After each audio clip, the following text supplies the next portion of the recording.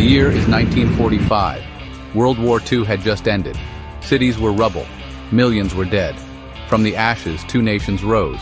The United States, the Soviet Union. They had been allies in war, but peace would be different. A Cold War.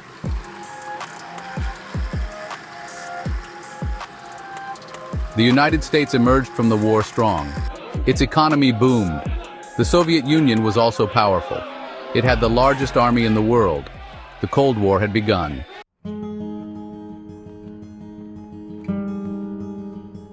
The United States and the Soviet Union represented two fundamentally different systems. The Americans believed in democracy and capitalism. The Soviets embraced communism. These competing visions created a chasm between the two superpowers. In 1946, Winston Churchill delivered a speech that would come to define the emerging conflict. He spoke of an iron curtain descending across Europe. This curtain, Churchill warned, was dividing the continent. It separated the East, under Soviet control, from the West, aligned with the United States. Churchill's words captured the growing division in Europe, and they foreshadowed the long and dangerous standoff that was to come.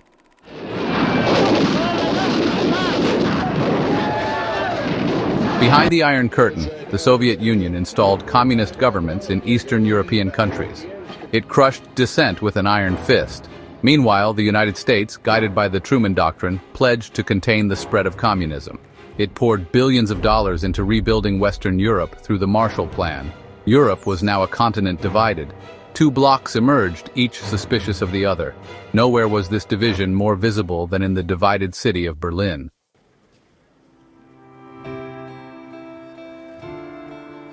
Berlin lay in the heart of East Germany, yet the city itself was also divided. In 1948, the Soviets blockaded all land access to West Berlin. The citizens of West Berlin faced a dire situation. The United States responded with the Berlin airlift. For nearly a year, American and British planes flew around the clock. They carried food, medicine, coal, and other necessities to the beleaguered city. The blockade was lifted in 1949, but the Berlin airlift had a lasting impact.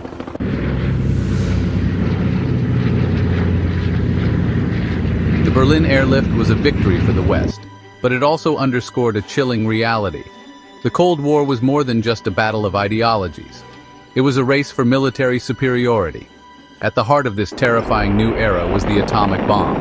The United States had unleashed this force upon Hiroshima and Nagasaki in 1945. The Soviet Union developed its own atomic bomb in 1949. The nuclear arms race had begun. Both sides poured vast resources into building ever larger, ever more powerful weapons. The fate of humanity, it seemed, hung in the balance.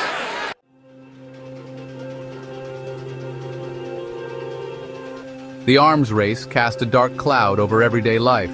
Fear was a constant companion. The threat of nuclear annihilation permeated every aspect of society. Duck and cover drills became commonplace in schools.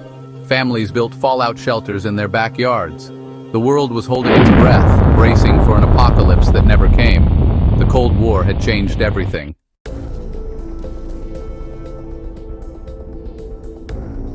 As the arms race threatened to consume the world, another competition captured the imagination of humankind. This was the space race. In 1957, the Soviet Union launched Sputnik, the world's first artificial satellite. Sputnik was a triumph of Soviet engineering. It was also a wake-up call for the United States. The impact of Sputnik on American society was profound. It ignited a wave of anxiety about Soviet technological superiority. The space race, while ostensibly a contest of scientific endeavor, was deeply intertwined with the Cold War rivalry. Each success was a chance to demonstrate technological prowess.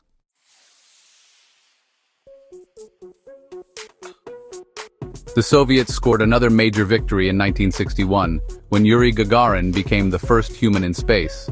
But the United States was not about to concede defeat. President John F. Kennedy challenged the nation to land a man on the moon before the end of the decade. NASA received a surge in funding and resources. The race to the moon was on. And on July 20th, 1969, American astronauts Neil Armstrong and Buzz Aldrin landed on the moon. Armstrong's words, "That's one small step for man, one giant leap for mankind." The Apollo 11 moon landing was a defining moment in human history. It was a testament to the power of human ingenuity, courage, and determination. The space race pushed the boundaries of human achievement. The Cold War, despite its name, was anything but cold. It was a time of simmering tensions and the ever-present threat of nuclear annihilation. Their rivalry played out in a series of proxy wars, conflicts fought in third countries. These proxy wars were fueled by the ideological struggle between communism and democracy. Both superpowers sought to expand their spheres of influence. The result was a series of bloody and protracted conflicts. One of the earliest and most brutal proxy wars of the Cold War was the Korean War. Korea was divided along the 38th parallel after World War II. The Soviet Union backed a communist government in the north, while the United States supported a pro-Western government in the south. In June 1950, North Korean forces launched a surprise invasion of South Korea. The United States quickly intervened, leading a United Nations force to repel the North Korean invasion. The war ended with an armistice in 1953, but the Korean peninsula remained divided.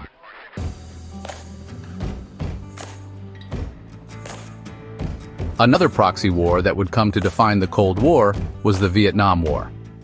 Vietnam was divided after World War II. The United States, fearing the domino theory, gradually escalated its involvement in Vietnam. By the mid-1960s, the United States was deeply embroiled in a full-scale war against North Vietnam. The war became increasingly unpopular in the United States as casualties mounted.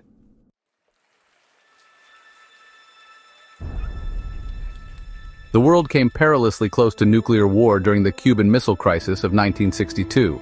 The crisis was triggered by the Soviet Union's decision to deploy nuclear missiles in Cuba. The United States, under President John F. Kennedy, responded with a naval blockade of Cuba. For 13 tense days, the world held its breath. Kennedy and Soviet Premier Nikita Khrushchev exchanged messages, seeking a peaceful resolution. Khrushchev agreed to remove the missiles from Cuba in exchange for a U.S. pledge not to invade the island. The Cuban Missile Crisis was a sobering reminder of the dangers of the Cold War.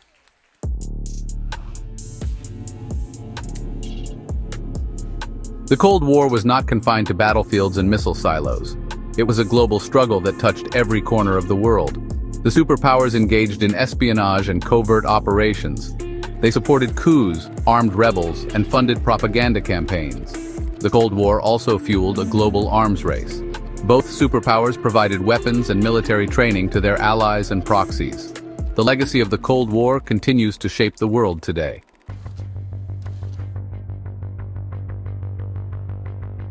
Section 1. A Thaw in the Cold War. The 1970s brought a glimmer of hope to a world weary of Cold War tensions. A period of détente, a thawing of relations between the United States and the Soviet Union emerged. It was a time of cautious optimism, a time when dialogue and diplomacy seemed to offer a path away from the brink of nuclear annihilation. Leaders on both sides, recognizing the unsustainable costs and unacceptable risks of perpetual confrontation, took tentative steps towards cooperation. Richard Nixon, a president known for his anti-communist stance, made the historic decision to engage with the Soviet Union. In 1972, he traveled to Moscow, a trip unimaginable just a few years earlier. There, he met with Leonid Brezhnev, the General Secretary of the Communist Party of the Soviet Union. The two leaders, once bitter adversaries, found common ground in their desire to reduce the threat of nuclear war. The result was a series of landmark agreements, including the Strategic Arms Limitation Treaty, or SALT I. SALT I, signed in 1972, limited the number of intercontinental ballistic missiles each side could possess. It was a first step towards controlling the nuclear arms race. Détente also ushered in an era of increased trade and cultural exchanges between the East and the West. The Iron Curtain, while still in place, seemed to become a little less impenetrable.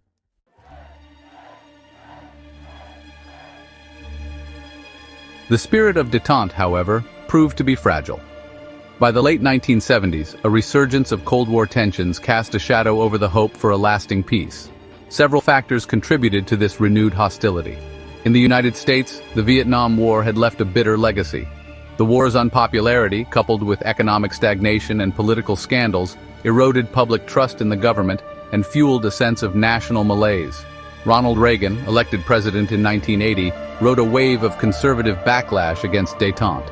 Reagan, a staunch anti-communist, believed that the Soviet Union was an evil empire that needed to be confronted, not appeased. He launched a massive military buildup, increasing defense spending and deploying new weapon systems, including the controversial Pershing II missiles in Europe. Reagan's rhetoric and actions alarmed the Soviet Union, which viewed his policies as a threat to its security. The Soviet Union, already bogged down in a costly and unwinnable war in Afghanistan, felt increasingly pressured by Reagan's assertive stance. The world watched with growing anxiety as the two superpowers once again seemed to be on a collision course. The hope for a lasting peace, so tentatively nurtured during the détente years, began to fade.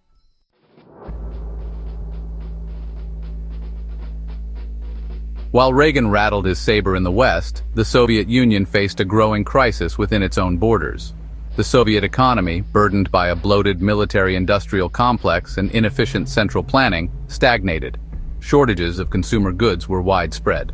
The Soviet people, once promised a workers' paradise, grew increasingly disillusioned with the Communist Party's empty promises.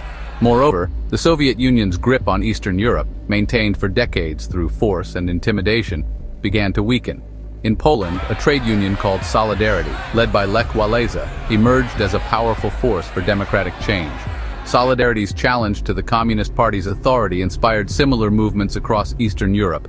The Soviet Union, facing growing unrest both at home and abroad, found itself at a crossroads. Its aging and inflexible leadership seemed incapable of responding to the challenges of a changing world. The once mighty Soviet Empire, which had for decades instilled fear and respect in equal measure, was showing signs of cracking. The question was not if, but when, the empire would crumble.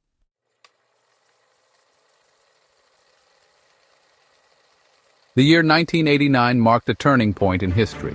It was a year of revolutions, of crumbling walls, of a world transformed. In November of that year, the Berlin Wall, that enduring symbol of Cold War division, fell. It fell not to tanks and missiles, but to the will of the people. For decades, the Berlin Wall had stood as a concrete barrier, separating families, friends, and a nation. It was a stark reminder of the ideological divide that had gripped the world. But in 1989, the tide of history turned. Protests, fueled by a yearning for freedom and democracy, swept across Eastern Europe. From Poland to Hungary, from Czechoslovakia to Romania, communist regimes crumbled. The Soviet Union, weakened by economic stagnation and internal dissent, watched helplessly as its empire disintegrated. Mikhail Gorbachev, the Soviet leader who had come to power in 1985, attempted to reform the Soviet system. His policies of perestroika, or restructuring, and glasnost, or openness, were designed to introduce elements of market economics and political liberalization. But it was too little. Too late. The forces unleashed by Gorbachev's reforms proved impossible to contain. The Soviet Union, once a superpower that had held the world in awe, was on the verge of collapse.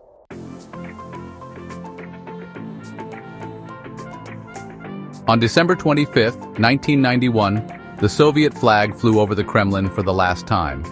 The Soviet Union, dissolved into 15 independent republics, ceased to exist. The Cold War, which had cast a long shadow over the world for nearly half a century, was over. A new world order emerged, one in which the United States stood as the sole superpower. But the end of the Cold War did not usher in an era of universal peace and prosperity, as some had hoped. The world, freed from the constraints of bipolarity, proved to be a complex and often dangerous place. New challenges and threats emerged: ethnic conflicts, religious extremism, terrorism, and climate change. The legacy of the Cold War, with its proxy wars, arms races, and ideological struggles, continued to shape events in many parts of the world. The Cold War was a period of unprecedented tension, of constant fear, of the ever-present threat of nuclear annihilation. But it was also a time of remarkable technological innovation, of fierce competition in space exploration, of a global struggle for hearts and minds. The Cold War taught us the fragility of peace, the importance of diplomacy, and the enduring power of the human spirit to resist oppression and strive for a better future. As we navigate the complexities of the 21st century, the lessons of the Cold War remain as relevant as ever. The world is still grappling with the challenges of nuclear proliferation, ideological extremism, and great power rivalry. The Cold War may be over, but its legacy continues to shape our world.